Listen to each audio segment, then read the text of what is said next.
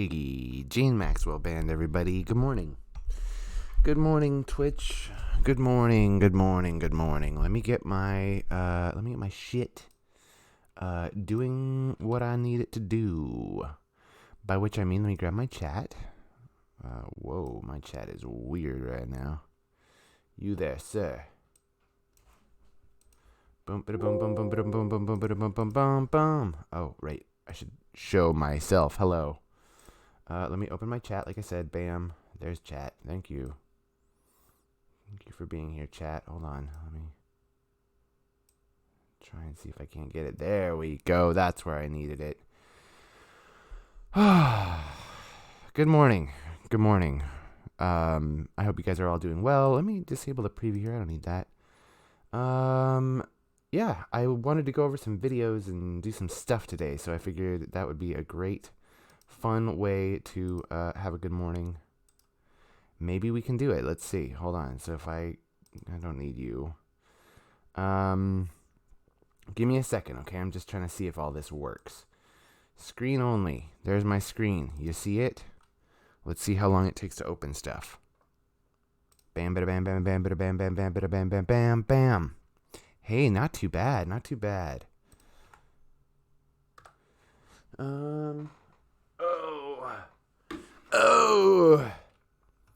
It's a good morning. Is it Monday? I think it's Monday, right? Yeah, Monday, May 16th, 2022. It's currently 8:31 a.m. Thank you guys so much for rocking with me here. What I want to do is get into... I was watching this morning, and I was like, dude, we got to watch this on stream, because this kind of stuff is amazing. I don't know if you guys have ever heard or seen Primer. He's got a shitload of views on most of his videos, but he's not super well known. He does simulation videos where he takes his simulation programs and he programs all these amazing things into them. So what I wanted to do was check out, you could see also this, over the course of years, he's only put out a few of them, but they're all really good. So, let's see, can we watch this one? Will it let us? Let's Finally, see. y'all, I am in therapy. I've always heard people say that going to therapy was the best thing. Therapy is really important. We should all be in therapy. They're advertising the skates that I own to me. That's funny. Let's see. Come on. Okay, it's struggling a little bit because I'm streaming. Disease to try to get a handle on the basics. Hold on now. Let's start over. Okay. Theater mode. Engaged. Let's do this. Hey there. In this video, we're going to simulate some different versions of an infectious disease to try to get a handle on the basics. We'll explore 3 phases. The epidemic phase, when the disease is new, the endemic phase, when the disease has been around for a while, and the eradication phase, when we finally get rid of the disease for good. This city has 2 kinds of locations, homes and non-homes. 3 blobs live in each home, and each day each blob will go to up to 3 different places near where it lives, and then return home at the end of the day. Okay. The disease will have 3 different states. Blobs start out blue in the susceptible state. If a blob catches the disease, it becomes infectious, and can then infect other blobs that are in the same room. Blobs stay infectious for 2 days, and then they enter this recovered state, turning gray. And in this model, recovered blobs are permanently immune. Now, this is one of the major differences in the model. Hold on, let me see if I can... You know what else I should do? Check this out. Watch. Enable preview. I'll show you a little bit of behind-the-scenes magic. I go over here and I grab... you can't see this part, but... grab, copy, go to screen only, bam, paste him in here. Boop, there I am. Hello. Put myself over here so that I'm not... Oh, there we go. I don't need to be that big. Jeez Louise.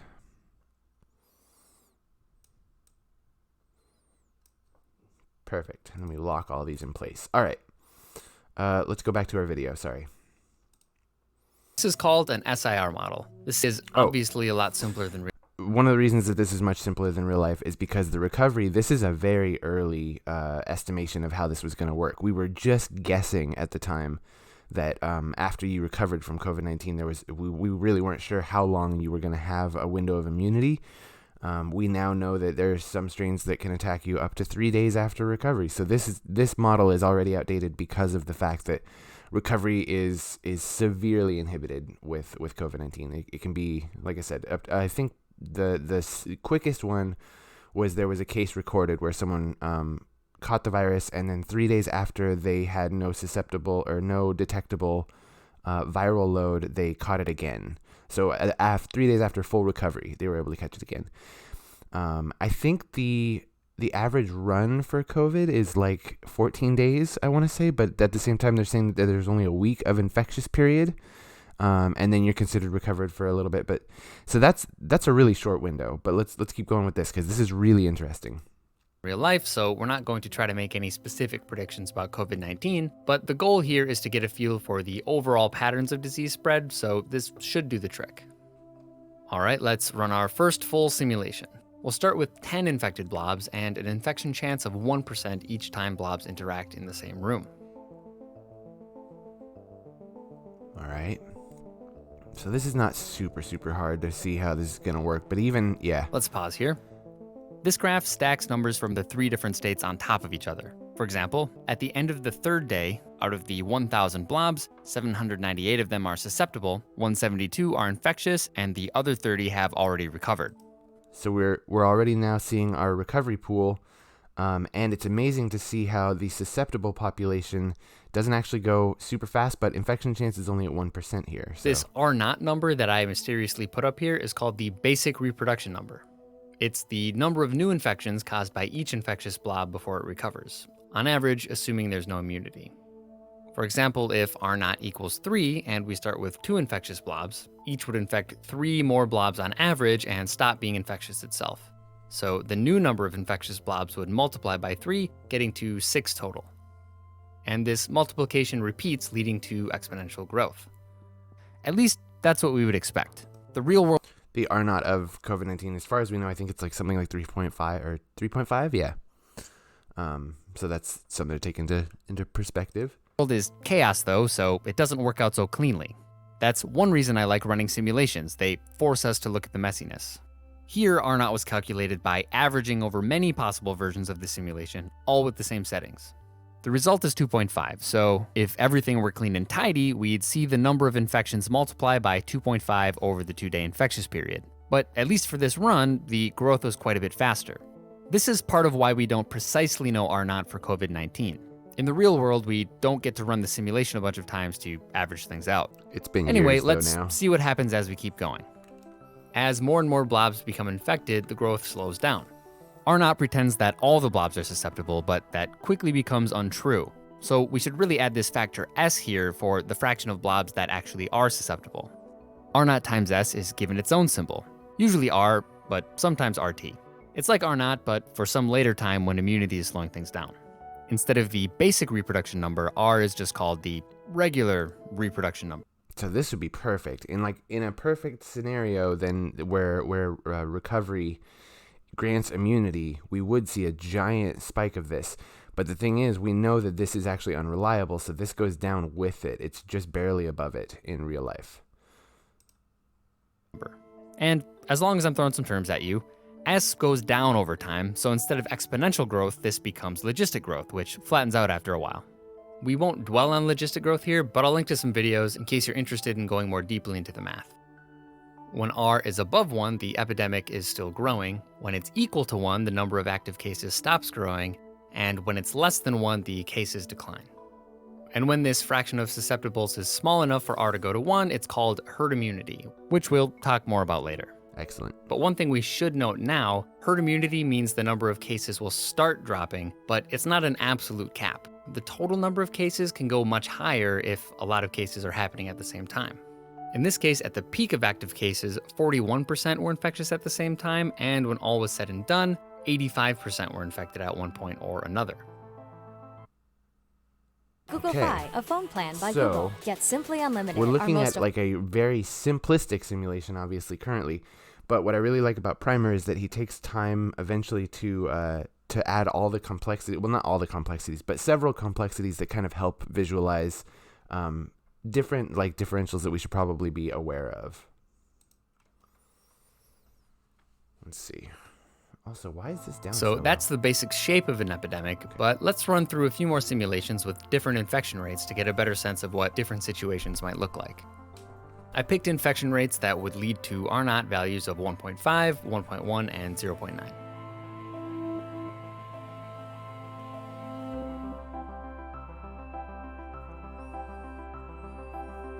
So when the R0 is lower... Looking at R0 equals 2.5 again, the results are pretty close to what we saw last time.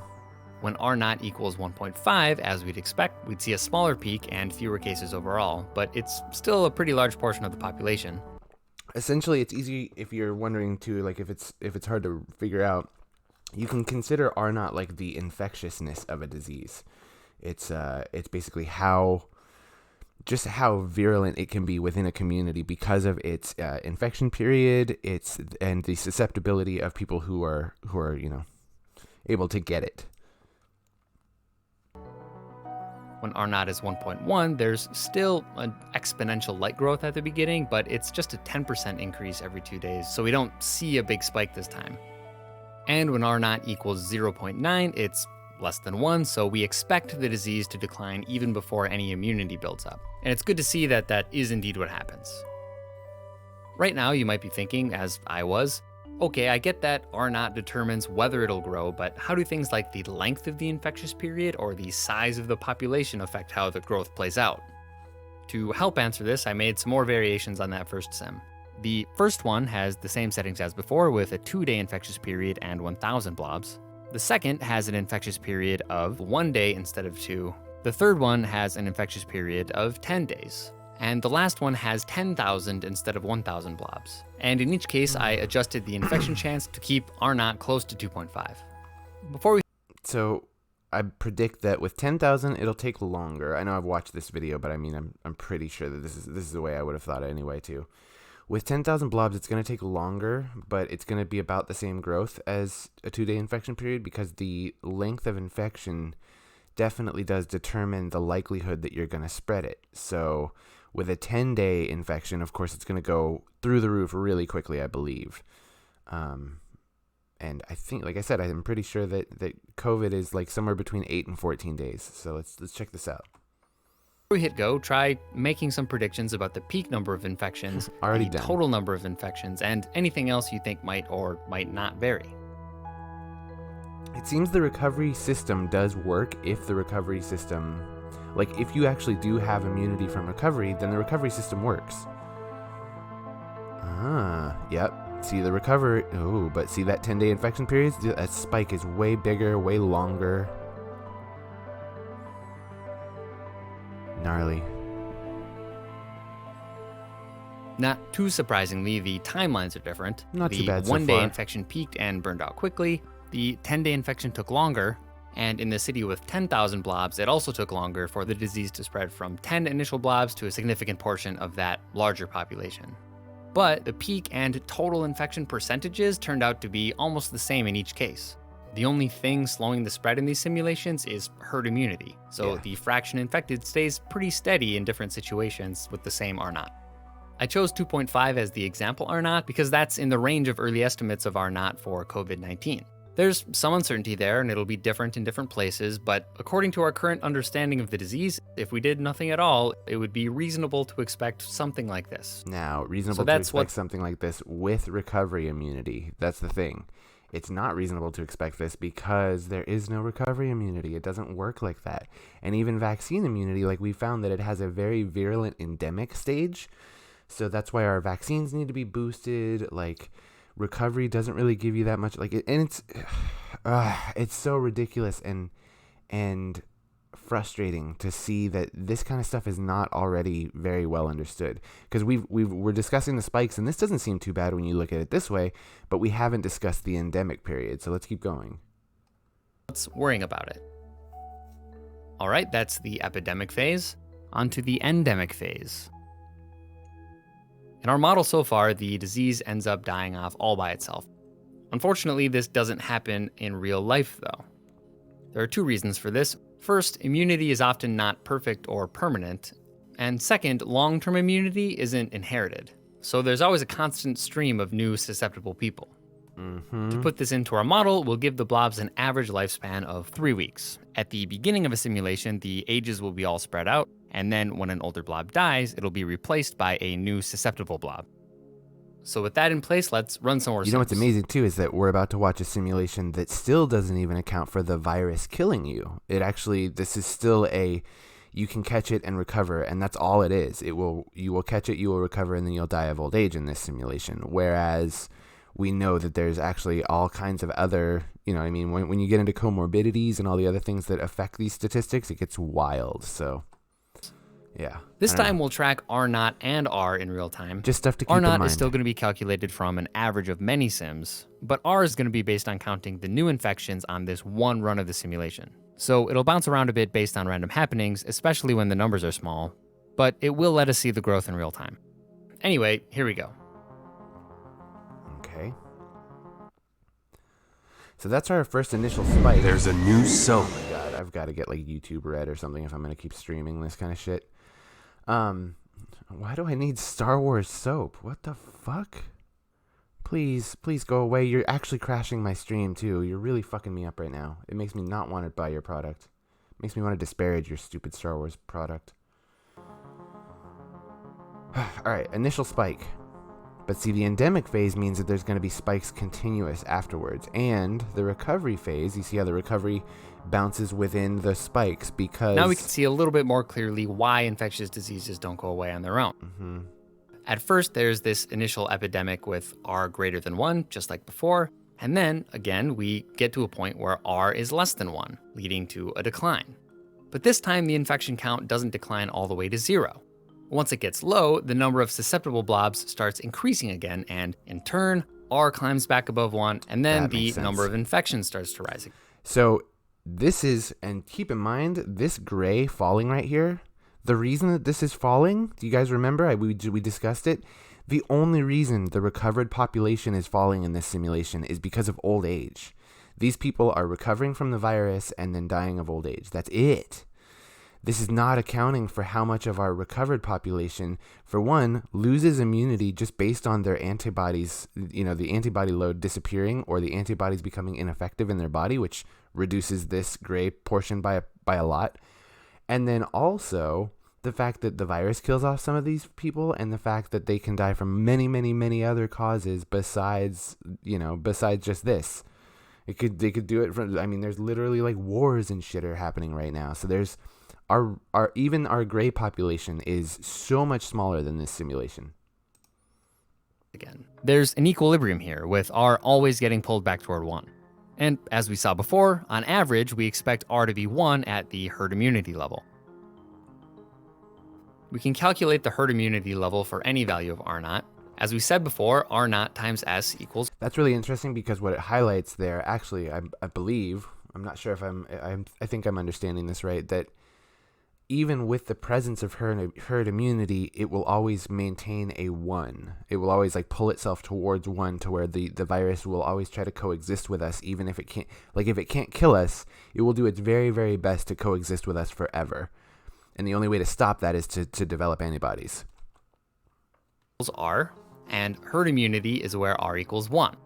So the fraction of susceptibles for herd immunity is 1 over R0. And herd immunity is usually given in terms of the fraction of people no longer susceptible, so it ends up being 1 minus 1 over R0. Mm-hmm. When R0 equals 2.5, we get 60%. Because the if immune you've heard will always estimates still end up of dying 50 off. to 70% for herd immunity for COVID-19, this is where that range comes from. Yeah, I heard it was 68%. Before we move on to the eradication phase, I want to say again that the goal here is to get a sense for the broad patterns at play. The size and the timings of these cycles and the average number of people infected will depend a lot on the properties of the real disease and how we react to it. And there are some other factors like seasonality or mutations that can complicate this picture, but even with these... One of the things that I think is so cool about this is that it's highlighting also these simulations and this kind of thing. This is the way that virologists and epidemiologists, not the only way, but this is one of the ways that epidemiologists predict this kind of stuff. So when we're always talking about how the statistics keep changing and all their facts and knowledge keep changing, yeah, it's because they keep running these simulations. And as you do this, you can see just in the span of this we haven't even been watching this video for 10 minutes, and you can already see how many different data sets we have to work with because of every single variation. These real-world complications in place, an endemic disease always fluctuates around this herd immunity equilibrium. All right, on to eradication. All right, so how 10 do we days get into rid these of it? simulations, the blob city will discover a vaccine. After that point, when a blob dies and a new blob appears, that blob will have a chance of getting vaccinated, turning green. Okay. They'll act just like the gray recovered blobs, but they're green instead so we can keep track of them.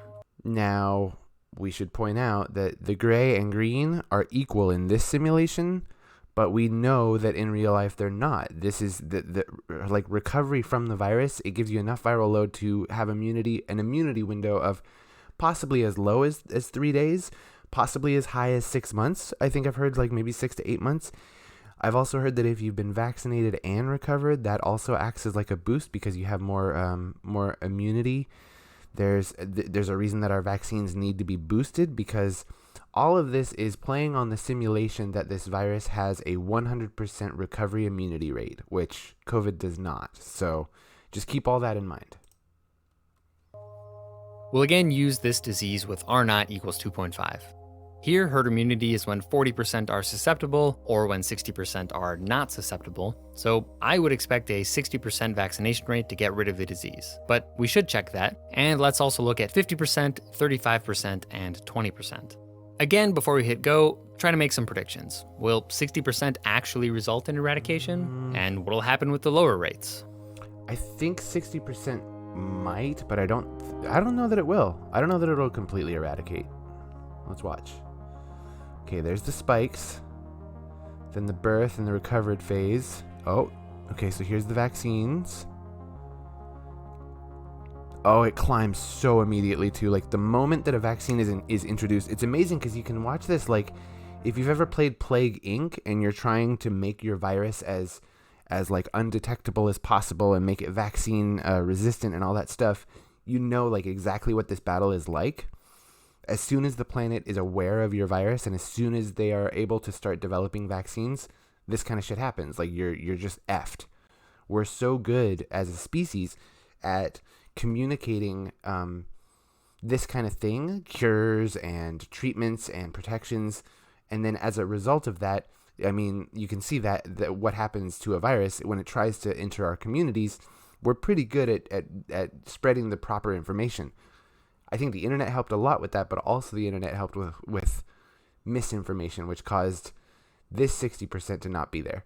I don't think we're at 60% vaccination yet, still in this country or in most of our communities. All right, so 60% did indeed do the job, but none of the others did. Before running these, I'll admit that I thought that 50% might do it, since some blobs would be immune from actually having the disease, but it turns out that as long as there's room between this vaccination floor and the herd immunity I was threshold, just going to say, it's amazing to see. You can see the moment where we're supposed to hit. This is the 2.5 R naught, right, of the virus. The moment it hits where it's supposed to hit, it's pretty good. There's just no room in there for the virus to get anywhere between the recovered and the vaccinated. There's just nothing. You can't get in there. And then with 50%, it's like as long as there's room, that virus is going to bounce around in here. And then with 35%, you see it has room for spikes. And at 20%, it has room for giant spikes if it wants to. the disease still has room to wobble around in equilibrium. True eradication turns out to be really hard. We'd have to do this for all populations that can carry the disease. This is hard enough for humans, but for many diseases, it includes animals too. So that's just infeasible. Oh, but I forgot about that. Yeah, I don't know if you guys remember, but like house cats, I believe, tested positive for COVID-19, and so did like a tiger at a zoo. Like we literally, as far as we know, this is it's a feline transmissible virus as well. So we would not only have to vaccinate our entire population, or 60% of our entire population, we would have to vaccinate 60% of the felines on the planet at the very least. Not even accounting for the other species that we know that can probably catch this. Eradication isn't the only goal. More vaccination still means smaller spikes in infections and fewer sick blobs overall. True. It's encouraging to think about being able to manage, if not eradicate a disease, but right now we're still very much in the Yeah, we are very epidemic much in the phase. epidemic phase. If you find yourself doing okay right now and want to find some way to help but just aren't sure what to do, one thing you can do is hit that button below the video to donate any amount to Give Directly. Give Directly puts their donations directly in the hands of other humans in need. It's a top-rated charity for making donation dollars do the most good, it's tax-deductible, and the button is right there. Whether you're in a place to give or not, I do appreciate you watching to the end. So that was Epidemic, Endemic, and Eradication. So that's simulating basically the way that we can deal with viruses. But as you saw, it was a very simple simulation. It didn't account for a lot of things. And I think it's really cool that as he did this, Primer goes through a couple other alternate voting systems. That's interesting. I like this. I haven't seen this one yet. I want to go through these ones though, because these are like, I make sure to like kind of pre-watch them and know what we're doing. So we're going to do this one about green-beard altruism, which is basically about, we start to get into Hamilton's rule, which is something about familial protection, but we're dealing with survival of a species based on whether or not we should help one another. And so this is really, really good stuff. And let's see, I'm still in theater mode. Okay, good. I'm sorry my computer's struggling so bad. Like, this is... By the way, this is... Oh, my God. Like, the fact that I have to see ads and the fact that my internet is bad and the fact that I'm on, like, a school PC without even a video card, it's all really struggling, and I apologize for that, so... If evolution is all about the survival and reproduction of the fittest individuals, then why are creatures sometimes nice to each other? In this video, we're going to build a simulation to start looking at the biology of altruism. Certain genes will code for certain types of behavior rules, and we'll see which kinds work from a gene's perspective. So what do our sims look like? Each day, blobs will go out to the forest to eat some fruit. Each tree has enough fruit to feed 2 blobs, but some of the trees have predators in them. If the blobs are unlucky enough to visit a tree with a predator, they'll get eaten. But if they don't get eaten, they'll head to one of the homes and reproduce, creating 1 or 2 new blobs in their place. And then the cycle repeats.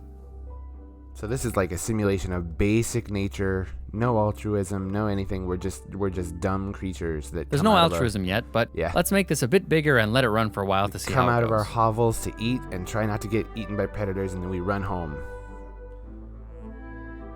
So I think this will still help the there'll still be population growth because there's more. It seems that there's more blobs than predators, right? That's what I feel like. Although it seems to be staying pretty even. Oh, yeah. Oh, it just has plenty of room to kind of bounce around. It's basically stable at this point. There's like a natural system of decline. Interesting. Nope, but then spikes again. All right, so this little ecosystem is mostly stable. Now let's add the ability to be altruistic. When the blobs go to a tree with a predator in it, one of them will notice the predator and it'll have 2 options for how to react. The first option is to just run away, leaving the other blob to die. We'll call this the cowardly behavior. The second option will be to make a bunch of noise and warn the other blob, but in the process attract the predator's attention with a 50% chance of getting eaten afterward. Ooh, that's a high chance. Since these blobs are risking themselves to help others, we'll call this the altruistic behavior. The blob's behavior will be controlled by a gene, which has 2 versions or alleles. The cowardly allele will be yellow, and the altruism allele will be blue. Okay. Before we get to the simulation, it's worth saying that in real life, behavior is determined by a mind-numbingly complex interaction between many genes and a creature's environment over time, but this simple model... I mean, genes, a creature's environment, and the internal logic of a creature itself, which is like way more complicated than both of the other 2 things. Is good enough to help us grasp some fundamental ideas. Okay, let's start with equal numbers of each allele and see what happens. All right, so with a 50% chance of death on altruism, I think there will be a decline in blob population because that's a really high chance of dying. And I don't think that really accounts for what actual teamwork would do, because if 2 blobs are helping each other, let's see, let's watch. It stays pretty even. Sure enough, there is decline in blobs. And then eventually, so they decline out because altruism, at a 50% chance of death, it's too high. Like, you're basically drawing attention to yourself. This graph shows the frequency of each allele over time. At the beginning, half the alleles are the blue altruism kind, and stacked on top, half the alleles are the yellow cowardly kind. These values change over time, but they always add up to 1 or 100%. And speaking of the change, it looks like the altruism allele goes extinct after just a few generations. Maybe we made it a little bit too dangerous to be altruistic, so let's lower the death chance for being altruistic from 50% to 10% to see if the altruism allele can do well on easy mode.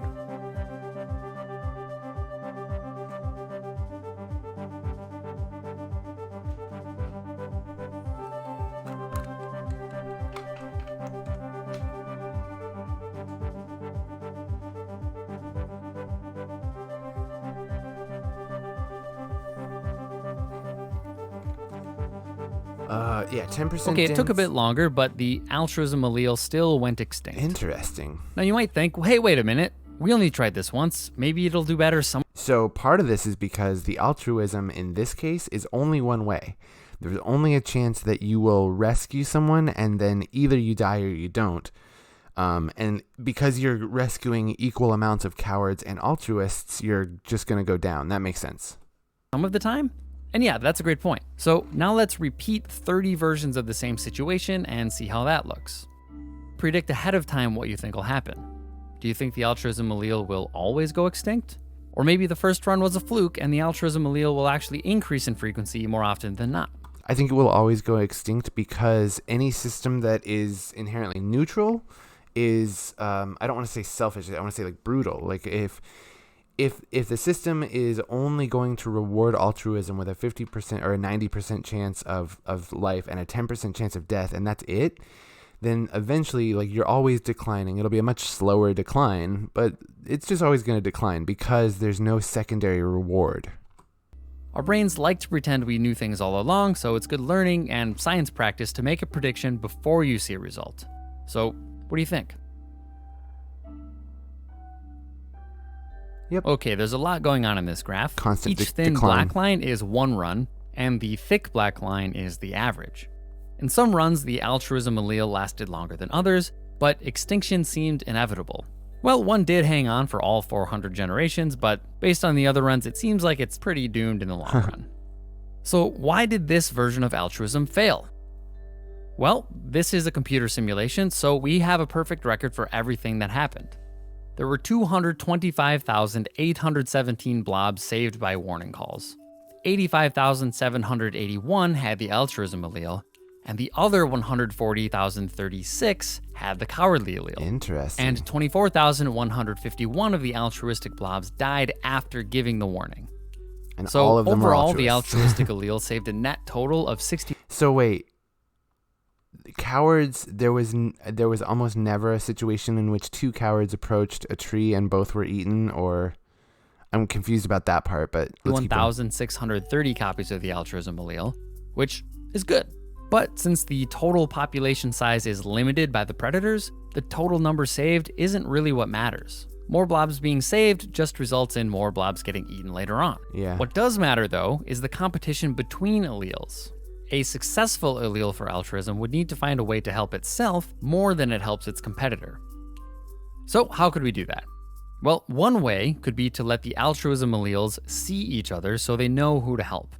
Bam. So now what we're discussing is we're starting to get into familial recognition, but also species recognition, intertribal recognition. We know that there's this ideal way. It's a weird thing to say it, but we have, through a lot of social studies, basically come to the conclusion that there is an ideal way for humans to live in about packs of 250. So we were made to be like tribal creatures, and we're getting into what that actually consists of and why that would actually end up being beneficial to all of us. Because once a population grows too big, you go back into the situation of too much cowardice, not enough altruism. And it's weird because it's not a matter of, like, I'm not saying this to demonize anybody who goes towards the place of cowardice, because the place of cowardice is self-preserving. So there's nothing wrong with that. But the thing is, once our population gets too big, the altruism gene begins to wear down because the cowardice gene begins to propagate. But because DNA stays inside the blobs and doesn't have eyes, we need some detectable feature to go with the altruism. The classic example of this is a green beard, and that's a fun thing to put on the blob, so let's stick with that. So instead of the allele for altruism from before, we have an allele for green beard altruism. Now, when a blob with a green beard notices a predator, it'll only warn the other blob if that blob also has a green beard. So let's see whether this green beard strategy works in a simulation. So we're getting into, like I said, intertribal altruism. And let's go back to the... Which some people, I mean, I could see that some people, especially like Ayn Randists, would probably say like, oh, this is very similar to objectivism, but you're seeing the idea of... I don't know. Let's just keep going with it. 50% chance of getting eaten after giving a warning. What do you think? See, the issue there is that with a 50% chance of death, no. As long as they're recognizing each other and sacrificing cowards, it will go. It's going to go up. Yep. And they're not sacrificing, but cowardice is not rewarded in a situation where greenbeard altruists that actually works help pretty one well. another. The greenbeard allele drove the cowardly allele to extinction, and decisively so. But again, we should test it with many runs and with different settings. So the idea that you should only ever help people out of self-interest, which is what objectivists try to believe, is not necessarily true, because your own self-interest should be tied into the interest of your community. Like, it makes zero sense to go forward in life thinking that your self-interest is at all disconnected from the interests of your community, because we're seeing how this happens.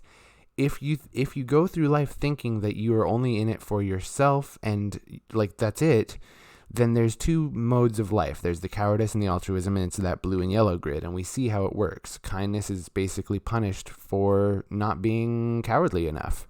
Whereas with this, when people are working together in communal, like, you know, in basically is when the workers come together, that's when you get something like greenbeard altruism, where we are recognizing one another, and the cowardice has no choice but to go away. And that's currently, I don't think that we have that. If we're looking at green versus yellow here in this scenario, we're talking about workers versus like CEOs in a lot of ways. And the reason that we're not currently just pushing the yellow completely out is because there's not enough green beard recognition. We're not recognizing one another as workers. Instead, we're in competition with one another for wages, which is something that the cowards want. Ended up testing the 50% and a 90% chance of getting eaten for 30 runs each. In each case, what do you think will happen? Okay, so with a 50% chance of death by poverty, I would say... Oh, man. I mean, so 50%, it might still actually go. It might still actually go up, I believe, because they're recognizing each other, and that kind of help is immense. 90, I don't know if it's going to survive or not. All right, at the 50% death chance, it seems like our first run it wasn't goes like crazy. The greenbeard allele does indeed have a massive advantage. One of the runs got a pretty rough start, but it still ended up taking over before too long. At 90%, things are pretty noisy. Only 10% of the acts of altruism actually end up saving an extra blob. So the random fluctuations are pretty dominant. And even though the average shows an upward trend, the greenbeard allele does go extinct in several runs. After seeing these, I was curious to try again, but starting... Now, and I believe this is where we're kind of in a lot of chances, because you currently have, like, think about the way in which capitalism keeps you under the yoke of wage labor here in America. Consider the fact that if you don't have a job, how much of a percentage of a chance do you think you have of dying by poverty? Whether that's starvation or disease that you can't have treated, or just basically having your life cut short by mental illness, addictions, all those things, all the things that come along with poverty. So we're looking at, and I don't know if I would say that it's a 90% chance. Maybe it's higher. Maybe it's lower. I honestly can't really say, because I don't know. I've been pretty privileged my whole life in that poverty has only ever threatened my housing. It's never really threatened my food, and I feel like I can usually keep myself pretty safe as far as shelter is concerned. So I've been pretty privileged in my life. But you can see that with a 90% chance of death, and if it was like even a little lower, like at 80 or 70. I believe we would still see a couple of runs like this. You see how the greenbeards go. This is the working class. The working class goes extinct in a couple of these, because this is too high of a chance of dying of poverty. That's all it is. And so, you know what I mean? Like you see the simulation, it's so close. If we just increase the ability of a person to live, right? The ability to survive under capitalism to 50%, bam, the working class is immediately outsourcing the CEOs and there's no more yellow. But currently, I think we're probably closer to this. With only a 10% frequency for the greenbeard allele. Once again, what do you predict? Will the graphs look the same, just shifted down to start at 10%, or will something else look different? It's hard to say. So wait. We're talking about the starting frequency of the alleles. So if there's 10% yellow instead of 50%, so yellow is going to start down here. Or no, yellow is going to start here. So it's going to be like right about here. And I would say they get wiped way easier here. And if it's 10% here, I mean immediately? I don't know. Let's see. In the 50% case, there are a few interesting things going on. Whoa. After a while, we see that the average goes completely flat, because in every simulation, one allele or the other has gone extinct. Of the 30 runs, 11 had the greenbeard allele take over completely, and the other 19 had it go extinct. Even though the greenbeard allele had an advantage and saw its frequency rise on average, it's still subject to the whims of luck when there are only a few copies. Isn't it wild, though, that within this simulation, there is no option where one of them doesn't go extinct? Like in here, we can see that there's going to be a balance that might just maintain itself for a really long time. Over here, it's like immediately working class or CEOs, one or the two. Copies, and once extinction happens, it's permanent. It's interesting to imagine what kinds of alleles might have appeared in the history of the Earth and could have done well, but just got unlucky. The second interesting thing is that it seems like the greenbeard allele's advantage depends on how many greenbeards there are. Each run starts out with mostly random wobbling, but when the density of greenbeards gets higher, the helping happens more often and they get more benefit. And in the 90% death chance case, things are just really chaotic, but we still do see an upward trend on average. Alright, so we have a simple version of greenbeard altruism working, but we should check to see how it does when things are just a bit more complex. Yeah, let's get some variation. Remember when I said earlier that in real life, behaviors are controlled by a complex interaction of many genes and the environment over time? Well, we're not going to be able to capture all of that complexity here, but we can at least notice that this one greenbeard allele is doing kind of a lot. It doesn't just code for the altruism toward greenbeards, which is complicated on its own, it also codes for the greenbeard itself.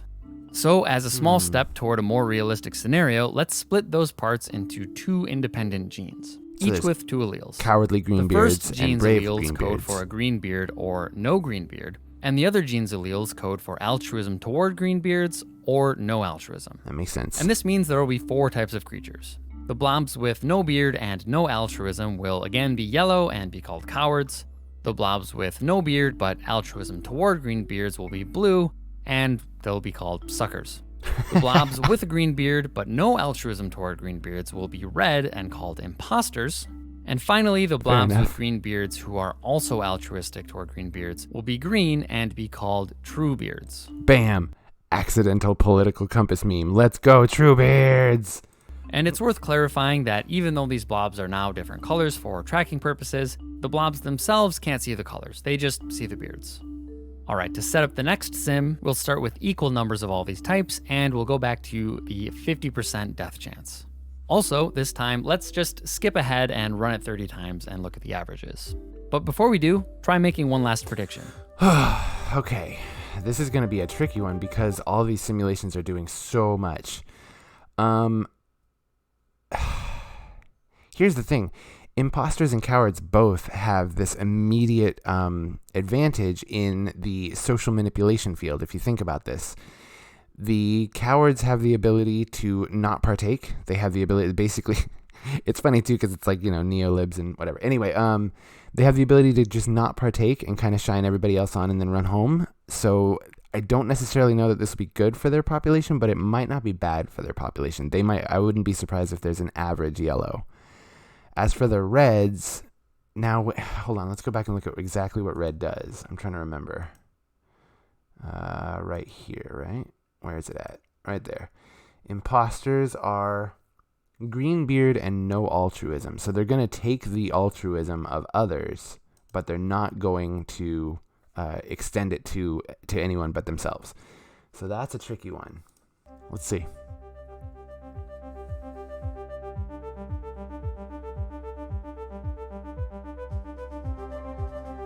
Oh my god, imposters. Jesus Christ. Okay, dude. in this case, showing all the lines from every run just gives us this Jackson Pollock painting. So let's get rid of those lines and just look at the averages. So what happened? Well, the altruism allele gets eliminated pretty quickly, whether it's paired with a green beard or not. Jesus Christ. The first to go are the suckers. They help, but they never get help. It's a tough world out there. The true beards do all right at the very beginning, just like before, but they end up going extinct in the end. Rugged. Because they end up sacrificing themselves for the imposters. That makes sense. And the more imposters there are, the more a true beard is in danger of sacrificing itself. Yup. And then there are the cowards that just kind of mind their own business. They don't do great, but once the altruism allele is gone, there's really no difference. All right. I fucking called it though. Cowards and imposters. And I know, like, I've seen this, but still, seriously, like, you can tell, you know that this is how this is going to work. Because, like he says, if you're altruistic and you're willing to self-sacrifice, you're just going to get fucking clapped. But at the same time, this is because of the 50% chance of death on altruism. It's because the threat of death of poverty is still hanging over our heads. The moment this goes up, watch what happens. Between the imposter and the coward. So their relative frequencies just bounce around randomly for the rest of the run. So it seems like greenbeard altruism breaks down with even a tiny bit of complexity. And as we'd expect from this, we've only found a few examples in nature. They aren't literal greenbeards, of course, but I've added some links to some papers in the description in case you want to learn more about them. Nice. All right, those are all the systems we're going to look at in this video. To be honest, I actually find what we've seen so far to be a bit discouraging for making sense of altruism, especially in humans. We only found one type that worked at all, and it turned out to be really fragile in theory and rare in reality. But don't despair, we have a few more models to explore that are a bit more encouraging. And in the next video, we'll talk about kin selection, which follows Hamilton's rule. All right, so we are. And while you wait for that video, why not? We're getting into Hamilton's rule, kin selection. This is where I personally think we get into some kind of intertribal politics and stuff. But this is where I was like, stop. Let's go and stream this. So let me start it over and get it in the right spot and everything. I took the liberty of washing your sex toy. Goodness By gracious. the way, Thanks, Megan. It would help a lot if I didn't have to deal with ads. It actually ends up ruining my stream every time. But okay, so let's go to the beginning. The orange altruism allele drove the other allele to extinction. You can see we're still dealing with alleles. Let's see if we can. All right. Thanks to NordVPN for sponsoring this video. The evolution of This sacrificing video for is family. about genes that gamble. The basic idea of natural selection is that if a gene does an above average job at helping its host creatures survive and reproduce, it'll tend to become more common as creatures compete with each other over the generations. This tendency to survive and reproduce is called fitness, and you'll often hear natural selection summarized as survival of the fittest. But one day, a clever, newly mutated gene realized another strategy was possible. If copies of the gene exist in multiple different creatures, the gene can do better by causing the creatures to help each other rather than mercilessly competing with each other. This concept is known as inclusive fitness. The only problem is the copies of a gene are hidden inside the creatures and they can't see each other. So if the copies of the gene want Interesting, huh? Right? You see how we're kind of already getting into the really cool, complex stuff. So, by the way, thank you, Les Bones, for the follow. Thank you, 990 for the follow. I appreciate you guys. I'm assuming that was from the raid. Thank you once again, Radical Leftist Agenda, for the raid of 42 viewers. I was playing Star Wars. I was like way in the middle of combat. So, anyway, inclusive fitness. The thing that's interesting here is that we are discussing actual human nature in a lot of ways. Like, we really do have this inclusive gene, but it would seem that only some of us have it. I'm not sure necessarily what the breakup is, because as he's getting into, we can't identify it in one another. You can't look at someone and know, oh, you're an altruistic and kind. We nowadays we often refer to people as compassionate people or like humanitarians, but you can't identify that in someone just by looking at them. to help each other, they have to gamble, sometimes helping the competing genes by accident. So the question is, how can a gene strategize around inclusive fitness without the whole plan backfiring? Interesting. This is going to get interesting. The condition for making inclusive fitness gambling work is called Hamilton's rule, and that's what we're going to build to. It's a pretty simple-looking inequality, and if you've learned about Hamilton's rule before, you might be wondering why the heck this video is so long. Well, it turns out that the simplicity of Hamilton's rule is a bit deceptive, or at least it deceived me at first. So this video is going to go slowly, starting with the general requirement for gambling to be beneficial, and then applying that idea to simulations of increasingly complex biological systems. As we build, something will go wrong, and when it does, you might not realize it. You might be deceived, just like I was. It'll get fixed before the end of the video, but consider it a challenge to follow closely enough to see what's going wrong before I tell you about it. I like this. So let's start by playing a game. It costs 1 coin to play, then you can roll a die. Okay. If it comes up 6, you win 7 coins. Otherwise, you get nothing. Possible net gain of 6 coins. Let's let this blob play for a bit while Other we than try to that, predict a guaranteed loss of 1. Okay, so Makes there are sense. 6 possible outcomes, and we can summarize each with an equation where the payout minus the cost equals the net gain. If the That's what I die just lands said. on a number from 1 to 5, the payout is 0 and the cost is 1, leading to a net gain of -1 in each case, or a loss of 1 if you prefer to say it that way. If the die lands on a 6, though, the payout is 7, so the net gain for that case is 6. On a fair die, these 6 possible results are all equally likely, so we can combine the equations together and divide everything by 6 to get the average payout, cost, and net gain. Plus 1/6. One way to read this equation is to say you have a 1 in 6 chance to win the benefit of 7 coins, and it costs 1 coin to play, so you expect to win 1/6 of the coin per time you play. Because the benefit is Coins so only high. come in whole numbers, but the average is a fraction. That makes sense. An average predicted result like this has a special name. It's called an expected value. And since the expected value positive. here is positive, Yeah. the blob should gain money over time by continuing to play. It looks like the blob is actually doing way better than 1/6 of a coin on average. That's good for the blob, but not so good for our prediction. It's only been a few rolls though, so maybe the blob is just getting lucky. If our prediction is getting good, really it lucky. should start to look more accurate with a larger number of rolls. So Oh, let's man. enlist some more blobs to see if that happens. Nice. And the gambling begins. I love it. I love watching the box fill with coins. Okay. Average gain is Well, it's much starting to get pretty close. kinda- It can yeah. sometimes take surprisingly long for random events to even out, which is my favorite excuse whenever I'm getting my butt kicked in a board game. We can use variables to write this out in a way that will apply to a broader set of situations. The benefit of winning Yeah. times the probability of winning minus the cost to play is the expected value of a gambling game. calculating If benefit. the expected value is positive, it's usually a good idea to gamble. Yep. And when the expected value is negative, like in every single casino game, for example, It's a bad you idea. should expect to lose money. Yeah. You might notice that this looks basically the same as Hamilton's rule already. So let's try applying it to a biology simulation to see how it works. All right. We'll start with the same basic structure from the video on green beard altruism. Each day, blobs will go out to the forest to eat some fruit. Some of the trees have predators in them, though, and if the blobs are unlucky enough to visit a tree with a predator in it, they'll get eaten. But if they don't get eaten, they'll head to one of the homes and reproduce, creating a puddle of 3 new identical blobs in their place. And yes, a group of blob siblings is officially called a puddle. It's adorable because my given last name is Pool. And in my Pool family, we always said that a group of Pool children was a puddle as well. So that's pretty funny. And after the blobs reproduce, the cycle repeats. Also, when it's time to go home, there might not be enough homes to go around, in which case some randomly determined blobs won't get to go home and reproduce. Oh. In case you've seen that Greenbeard video, I want to highlight the key difference here. This time, the siblings always stick together in their puddle when they go out to a tree. Okay. There's no altruism yet, but let's make this a bit bigger and let it run for a while to understand how the simulation works in this baseline case. No altruism, just familial recognition. I believe familial recognition is enough that it will just slam doors. We're gonna, immediate growth. Bam.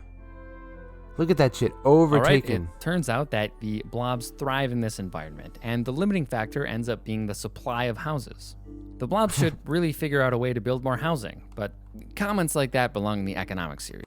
Yeah, in order to build more housing, we have to, relinquish the chokehold that capitalism has over our housing market. But anyway, what's really interesting is seeing how family systems are such an advantage. It's so much better than just, the altruism that we saw before. You saw how weak it was. Like, there's one scenario in which it works, and that scenario is really only if there's like altruists and cowards, and they work in green beard, like they were saying with red ants, like where the green beards only look out for other altruists and the cowards only die off. Any other variation kind of presents a problem to altruism, but when you introduce familial recognition, you already see that familial recognition by itself is such a huge advantage. Okay, now let's add the ability to be altruistic. Bam. Again, this will be pretty similar to what we saw in the green beard video. When the blobs go to a tree with a predator in it, one of them will notice the predator, and it'll have two options for how to react. The first option is to just run away, leaving the other blobs to die. We'll call this the cowardly behavior. The second option will be to make a bunch of noise to warn the other blobs, but in the process attract the predator's attention and end up getting eaten. Because these blobs are sacrificing themselves to help others, we'll call this the altruistic behavior. Now keep in mind here, the altruistic behavior in this sense has a 100% chance of death. You're going to scream and sacrifice yourself for your siblings. The behavior will be controlled by a gene, which has two versions or alleles. If you remember correctly though, the blobs have a chance to have one or two babies, which means that there's always a chance for there to be more than one sibling being saved. So even with a 100% chance of death, if you're screaming to save your siblings, there's a chance that you have more than one sibling, so there's still a chance that the population is going to increase. The cowardly allele will be blue, and the altruism allele will be orange. The blobs can't actually see the genes, but we're going to use these colors to graph the frequency of each allele over time. Yeah, I mention this in basically every video, but I can't say enough how in real life the cause of behaviors is very complex. It's only partly genetic, and the genetic part itself is a lot more complicated than this model we're using here, where just one gene controls this one kind of behavior. We're just using a simple model to explore one small piece of the very large picture of behavior. And this is without even getting into individual let's psychology. Run the simulation. Psychiatry, we'll start whatever. with equal numbers of each allele. Before we hit go, though, what do you think will happen? Okay, Will one allele take over? If so, which one? Try using that expected value idea we talked about earlier, and keep in mind that the puddles stay together when they go to find food. Now that familial recognition is there, altruism is going to just shoot through the roof, because we know familial recognition is more than enough of an advantage. When you add that to altruism, you have all the makings to literally just dominate. Yup. Bam. This graph shows the frequencies of each allele over time stacked on top of each other. The At advantages beginning, of working it's half together half, and but recognizing over one time, another the are orange like altruism allele drove the other allele to extinction. immeasurable. Let's see if we can make sense of obviously why they're the measurable, altruism but allele did so well. Just like before, we'll look at the benefit of the behavior times the probability of getting the benefit minus the cost of the behavior to get the expected value. But instead of coins, we're worried about copies of the altruism allele. The blob that notices the predator could have survived, but instead sacrifices itself, destroying one copy of the altruism allele. So the cost of the altruistic behavior is 1. Yeah. And the benefit is that 2 sibling blobs live when otherwise they would have died. And since they're genetically identical, there's a 100% chance that the siblings have the altruism allele. Oh, gotcha. So the probability P of getting the benefit is 1. And the expected value is a gain of 1 copy of the altruism allele. Yeah, always growth. It's kind of weird to look at this and see a gain when one of the blobs dies, but we're comparing the effect of the altruistic behavior to the effect of the other option, which over time is just versus running the away and leaving survival of both the species. siblings to die. Yeah. A predator attacking is always bad, but it's less bad for the altruism allele because there are 2 survivors instead of 1. So that all seems to make sense, but we should do more runs to check that we didn't just fool ourselves with one unluckily unlikely simulation. No, it does happen. In I'm pretty science, sure you're you've got to gonna try to see- prove yourself wrong. Yeah. I'm pretty sure we're going to see altruism constantly dominate because altruism mixed with the familial recognition gene is just, This graph summarizes all 30 runs. This is why, honestly, I think this is why humans are the species that we are today, is because we mixed these 2 perfect properties in a way that worked. We mixed altruism and the familial recognition of tribal society. It's part of why we butt heads now to get today, because our population has grown too large, in not like in a planet sense, but just in individual cities, it seems that the population is so large that everyone feels the sense that their altruism is not gaining them enough benefit. Each thin black line is one run, and the thick black line is the average. So yeah, the orange altruism allele takes over the population pretty consistently. What's interesting about that situation too is that the reason that we feel that our altruism is not gaining enough benefit is not actually because of the benefit of our altruism. It's not the results of our work. The reason that we oftentimes feel robbed of the benefits of our altruism is because capitalism is rewarding those who exploit our altruism, who exploit our compassion and our labor with anything that they can, with specifically financial gains that they can then use to continue propagating the cowardice. So it's just a huge system that you can see like all playing right here. You know what I mean? Right here, right now in 2022, the year of our Lord. Hindsight, that's not too surprising. There's only one possible outcome of the altruistic behavior, and it's positive for the allele, so it's not even really a gamble. Now let's make it more interesting by adding sexual reproduction to mix up the alleles and add uncertainty. This is a huge part because human beings need to reproduce. So I believe what he's saying here is that one surviving blob is not going to be able to run off and have babies. It has to be two. Now when creatures go home at the end of the day, two creatures will go to each home. And when they produce their puddle of 3 offspring together, each offspring will get a copy of one of the parent's alleles, with each parent having an equal chance of passing to each offspring. Interesting. If you've learned about genetics before, you might have learned about creatures that have 2 alleles for each gene in their genome instead of just 1. And in that case, each offspring gets 1 allele from each parent. The word for that is diploid. Whoa. That's how humans and most other animals work, but some organisms do have just 1 copy. Weird. The word for that is haploid, and at least for now, we're going to stick with that. That's so cool. So haploid means that 2 creatures can only clone themselves, basically. Like your father and your mother would come together and they would have children, and those children would either be exactly like your father or exactly like your mother. Whereas we are diploid, we are a combination of our parents. But it's amazing that this exists. Like there are haploid species where they can really only create genetic copies of themselves. And even in individual cases, like a yellow can make another yellow, but if they're having babies with a blue, they can possibly make a blue. They can't have both, but they can have one or the other. That's so cool and interesting. Whereas humans, we know we're more than just this. Diploid because we have two parents. So anyway, let's go. It gets me all excited and manic. For this simulation, let's make our prediction together. Just like in the previous simulation, sounding the alarm will cost a blob its life, and cost the altruism allele one of its copies. And the benefit is still 2, since 2 blobs will be saved. But it's no longer certain that the siblings will also carry the altruism allele. True. The sexual reproduction is mixing up the alleles, so P is no longer equal to 1 like it was with asexual reproduction. Interesting. At the other extreme, if P were all the way down to 0, both siblings would definitely not share the allele, and the expected net value to the allele would be -1. But realistically, it'll be somewhere in between. So to figure out the value of P here, let's bring back the sacrificer blob and focus on just one sibling.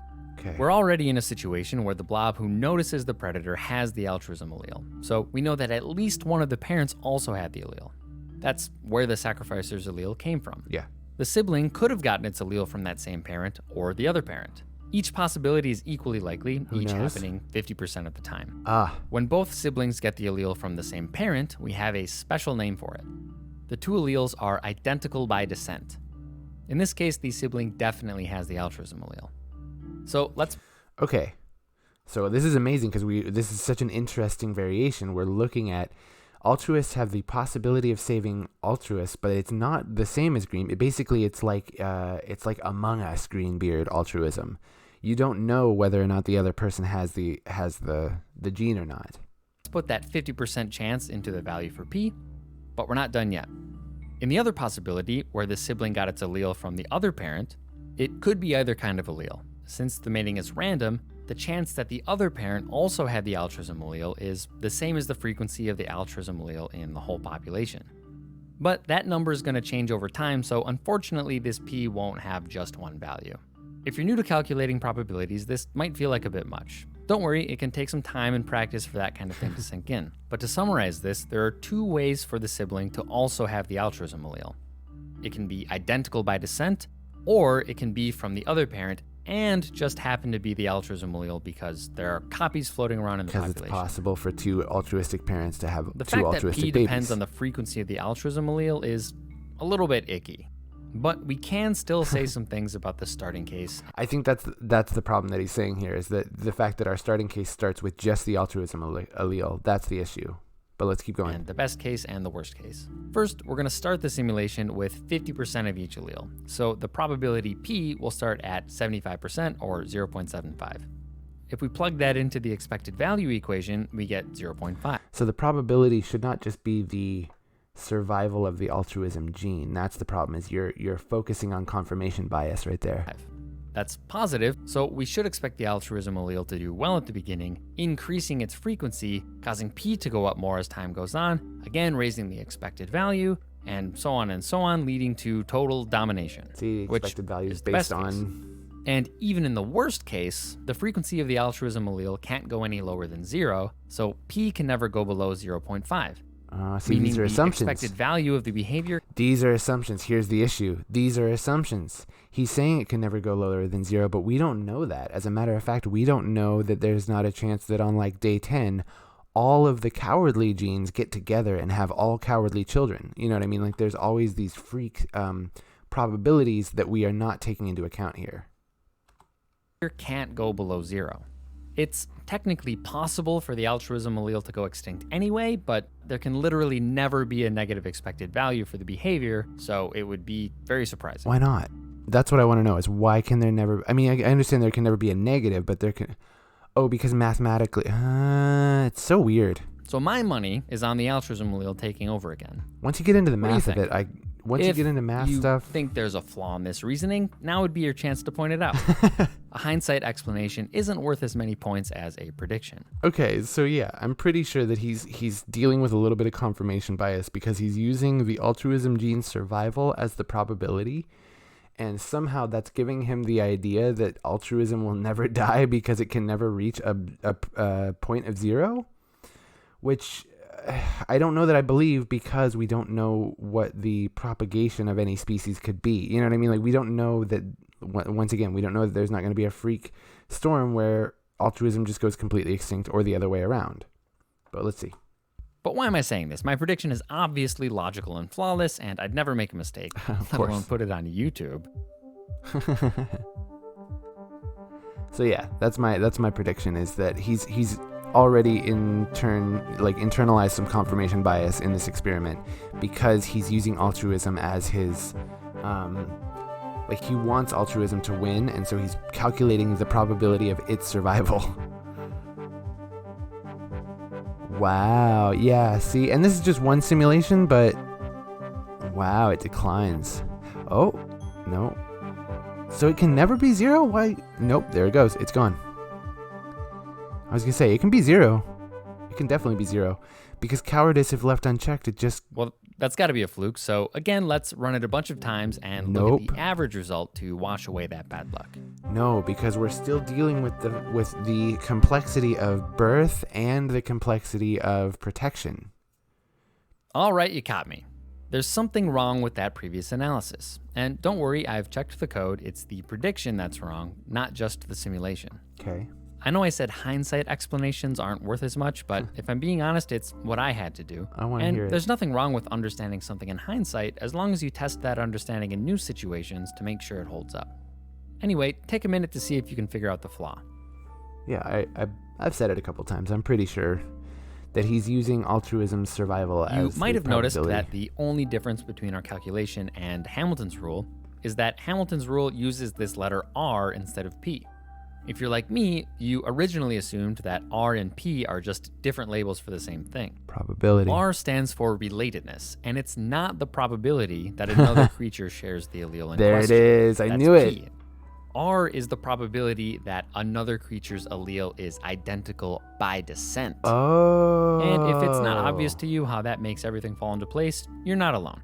But Wait a second. So let me see if I can just think about this before we watch.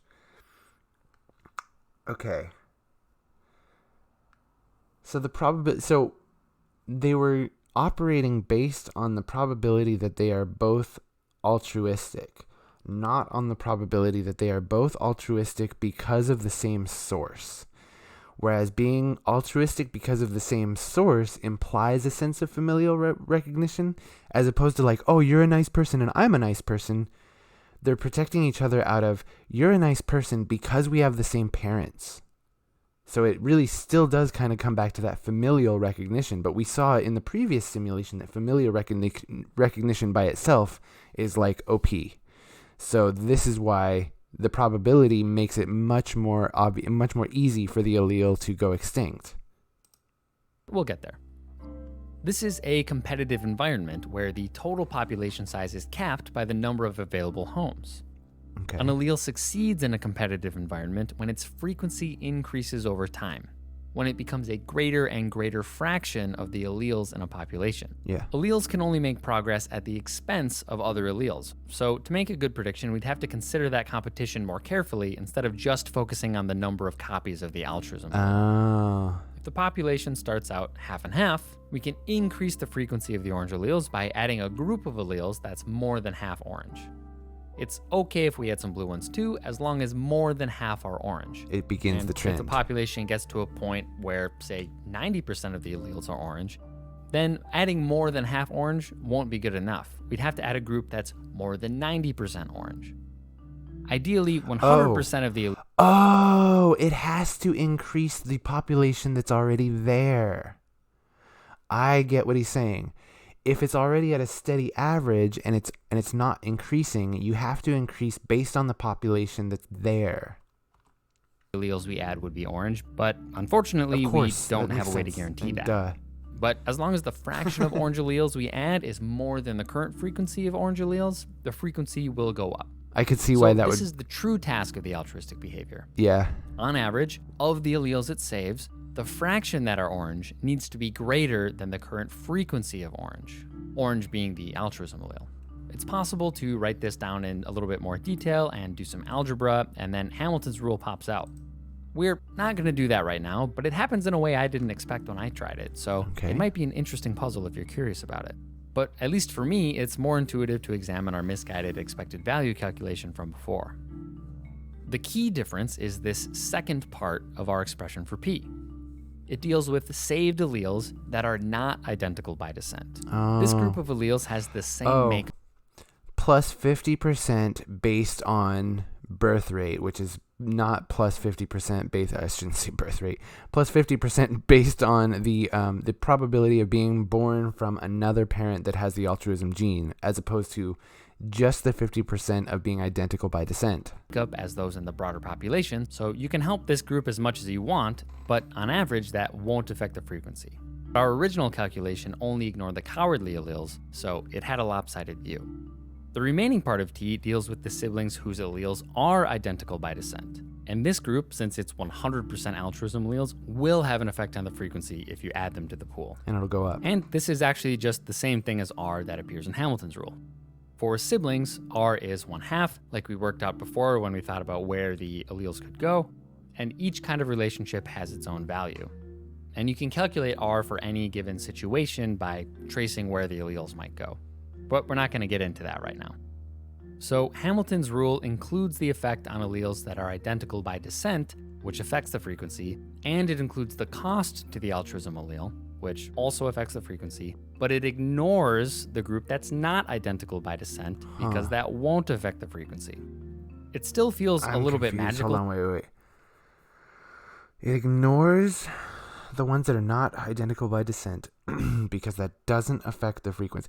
Because that's chance. Oh, Hamilton's rule completely pulls out the chance of just natural occurring births of altruists, basically, or whatever your subject pool is. That's what it is. So we're only calculating the guaranteed identical by descent, and we're removing the chance of just familial, like of two parents that are altruists getting together. It removes the chance. It makes sense to me that it looks like a plain expected value condition, but it neatly ignores everything that's neutral with respect to the current frequency. It has too much chance, too much room for chance. If we look back at the most recent simulation, we see that B times R minus C is exactly 0. So now it makes sense that the alleles were evenly matched. Okay. But we should also test a situation that does satisfy Hamilton's rule. Just a small change should do it, so let's reduce the death chance for a creature who sounds the alarm from 100% to 95%. Ooh. Totally gonna. Wow. You're only removing a 5% chance of death. Dude, this is... Okay, so if this is enough to show us that altruism just shoots through the roof, then that shows us basically that familial recognition plus altruism is more than enough to conquer a natural environment's fatality, basically. Gonna work, right?